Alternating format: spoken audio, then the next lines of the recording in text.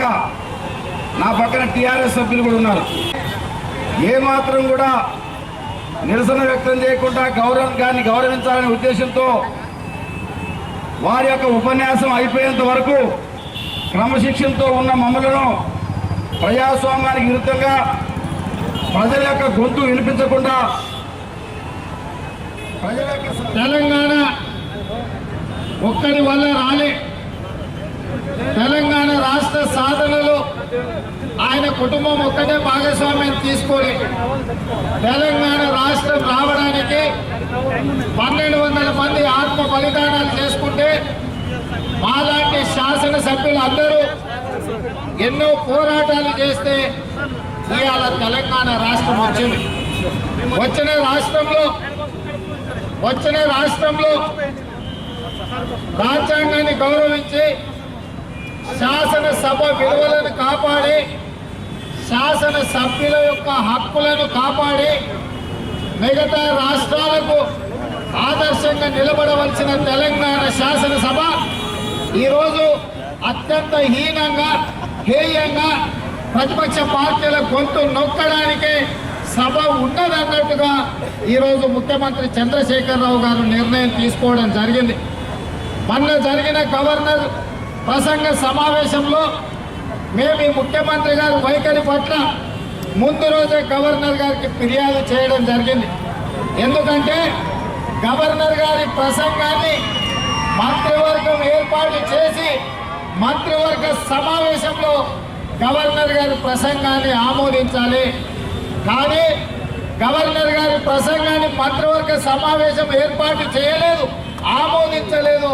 Governor గారిని అవమానిస్తున్నారు, governor వ్యవస్థను కూడా ఈ రాష్ట్ర ముఖ్యమంత్రి గారు అవమానిస్తున్నారని చెప్పి మేము గవర్నర్ గారికి ముందు రోజే ఫిర్యాదు చేయడం జరిగింది. ఆ ఫిర్యాదు సందర్భంగా గవర్నర్ గారు ఆశ్చర్యపోయారు. ఇన్నాళ్ళు ముఖ్యమంత్రి గారు నటిస్తుంటే నిజంగానే ఆయన మంచి పని చేస్తున్నాడు అన్నట్టుగా గవర్నర్ గారు భావించారు.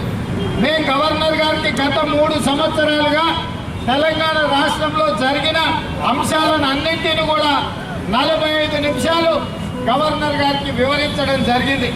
గవర్నర్ గారికి తెలంగాణలో జరుగుతున్న అంశాలను వివరించడంతో గవర్నర్ గారికి తెలంగాణలో ఏమి జరుగుతుందో సంపూర్ణమైన సమాచారాన్ని సేకరించే అవకాశం వచ్చింది. అప్పుడే గవర్నర్ గారితో మేము చెప్పినాం, రేపు జరగబోయే మీ ప్రసంగంలో మేము ఎలాంటి అవాంతరాలు కలిగించాం, మా కుర్చీలోనే కూర్చుంటాం, అక్కడ జరిగే మొత్తం వ్యవహారాన్ని మీరు సునిశ్చితంగా గమనించండి, ఆ తర్వాత ముఖ్యమంత్రి గారి వైఖరి ఏ విధంగా ఉంటుందో మీరు ఒక్కసారి అంచనా వేసుకోండి అని చెప్పి మేము గవర్నర్ గారికి చెప్పినాం.